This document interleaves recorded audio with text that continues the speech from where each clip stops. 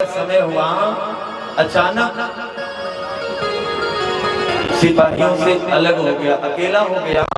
तब एक शेर की नजर पड़ गई चमकती हुई मणि पर। उस चमकती हुई मणि पर जब नजर पड़ी तो शेर उस चमकीले पदार्थ को देख करके अचंभित हो गया, इससे तो बहुत ज्यादा उजाला है।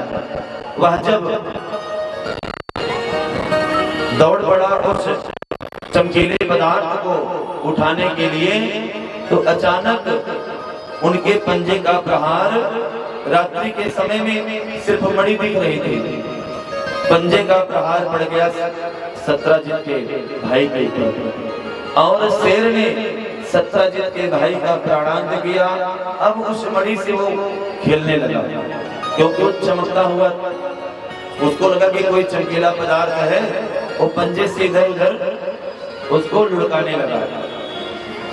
अचानक जामवंत जी अपनी गुफा से बाहर निकलकर भ्रमण कर रहे थे। उन्होंने क्या देखा, इतनी सुंदर मणि और इस जानवर शेर के पास।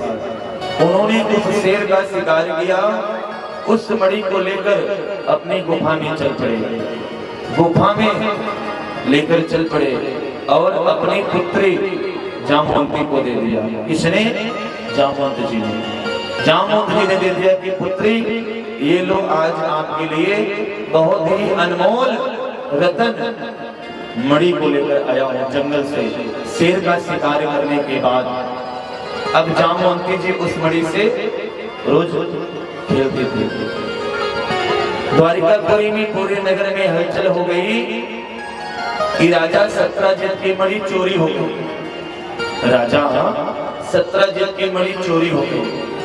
अब नगर में जितने नगर निवासी थे, सब लोगों ने एक ही बात को पकड़ रखा कि आज तक किसी ने चोरी नहीं की। सबसे बड़ा चोर कोई है इस नगर में तो कौन? वो कृष्ण, जो बचपन से चोरी करता था। बचपन से कन्हैया जी चोरी करते थे, कभी माखन चुराना, कभी दही चुराना, कभी चीर चुराना, कभी गोपिकाओं के चित को चुराना है।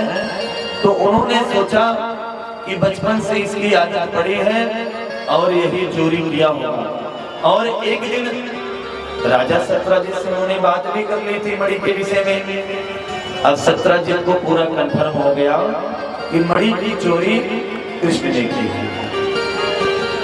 जब समस्त नगर निवासी इनके ऊपर चोरी का कलंक लगा दिए, तो कन्हैया जी ने मन में विचार किया कि आज मेरे ऊपर इतना बड़ा कलंक लगा है, अगर मैं इस कलंक को दूर नहीं करूंगा तो मेरे ऊपर से लोगों का विश्वास खत्म हो जाएगा। आज कृष्ण भगवान जी ने उस कलंक को दूर करने के लिए पदार्पण कर दिया। कहां? उस जंगल में। उस जंगल में कन्हैया जी पहुंचे, जहां पर सत्राजित का भाई उस मणि को लेकर शिकार करने के लिए गया था। कन्हैया जी ने क्या देखा कि जंगल में सत्राजित के भाई की लाश पड़ी हुई है, शरीर, मृतक शरीर पड़ी हुई है। सामने से शेर के पंजे का निशान बना है, जो रक्त में सना हुआ। जब शेर आगे आगे बढ़ता गया तो रक्त के साथ चिन्हित होता गया।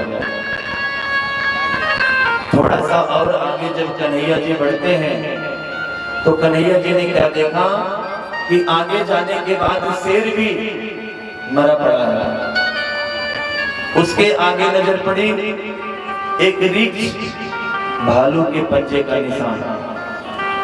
अब कृष्ण जी उस भालू के पंजे के रक्त के निशान को देख करके आगे बढ़ गए जंगल में। बढ़ते गए बीच जंगल में पहुंचे तो क्या देखा उन्होंने? एक बड़ी सी गुफा।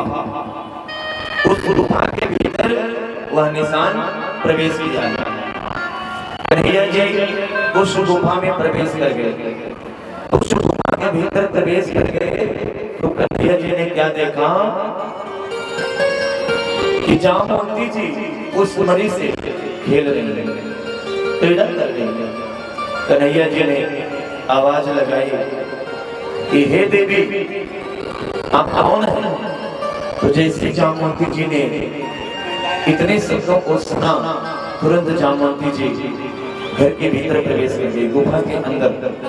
अपने पिताजी जामवंत जी को बताया कि पिताजी कोई अनजान पुरुष आया है गुफा के भीतर।